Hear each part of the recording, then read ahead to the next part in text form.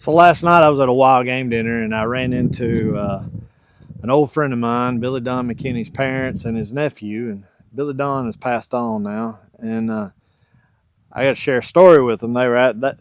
His parents knew about it, but the nephew hadn't heard it. And it was about a grouse hunting trip.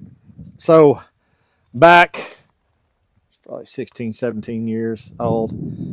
It's been a while. For you young people, we didn't have GPS, we didn't have cell phones, and Google was an encyclopedia.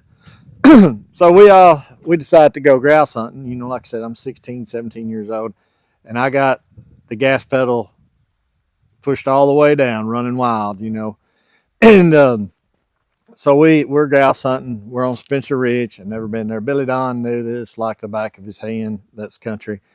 First time I'd been there, and you can tell you what, Don was one of a kind.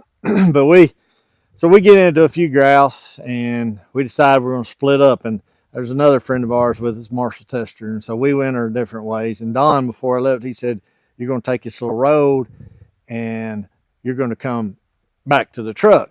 Well, I wasn't paying a whole lot of attention, and we take off, and so I'm on this little road that I think's taking me back to the truck, and then it just comes to like a kind of a drop off. Well, this ain't right.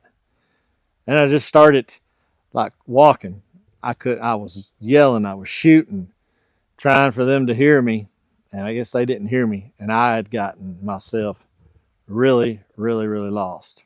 And so this panic sets in, like I'm getting pretty scared and panicked, like, oh man. And then it starts spitting a little snow.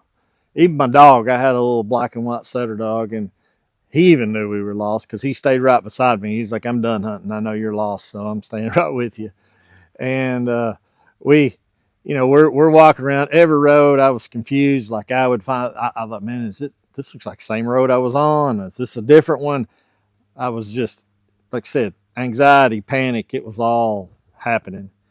And so it was starting to get later in the evening, and I'm going to be spending the night here, which, I was getting a little nervous about that. And I kept walking, and then I heard in the distance, hip, hip. I mean, I'm running now to that sound. And it was this big strip mine job. And I could see there was a couple of guys, they were rabbit hunting, they were hollering for their dog. So I'm running, I'm hollering help. And I run out actually onto this big strip job. I come out of the woods, and I see a guy closer who's cutting wood. And I run to him. Then I got a gun here, and a dog, and I'm running at him as hard as I can go. And he's looking at me, and I get to him. I said, "I'm so lost. I have no idea where I'm at. I know I'm parked on Spencer Ridge." And he said, "Jump in the truck. I'll take you. I know where you're at." He ended up taking me about halfway there and dropped me off at his friend's place, and then he took me the rest of the way. And to see Don, seeing his face, oh, that was I loved it because I'd been lost. and Don, he said, just only Don with it, because I thought I was going to have to get a helicopter after you. So that was a scary moment. I was confused. I was lost. I was panicked. All that. And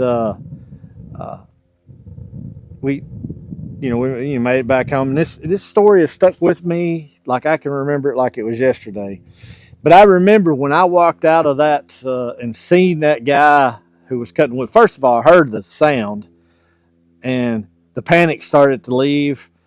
The scared and all that. It was just starting to leave. And then I seen that guy cutting the wood and running towards him, and then him saying he was going to help me. A peace come over me, and it was just like, wow, okay, I'm going to make it.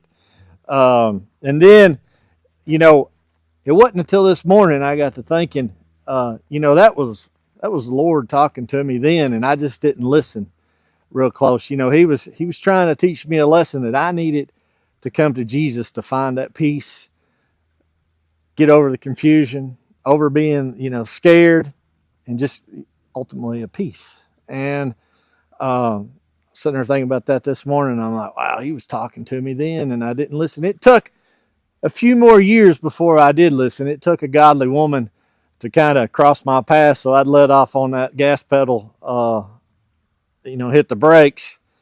And now she's my wife of 26 years, or almost 26 years. But if you don't know Jesus, you're confused and you don't know him, you need to go running for him, because I'm telling you, he is calling you.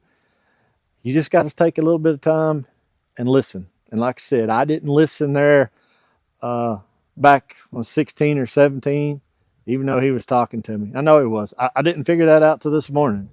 Like I said, it took a few more years before I did open my ears. But to have that peace, and it's everlasting peace, you need to come to Jesus, because he's ready to open arms and help you out.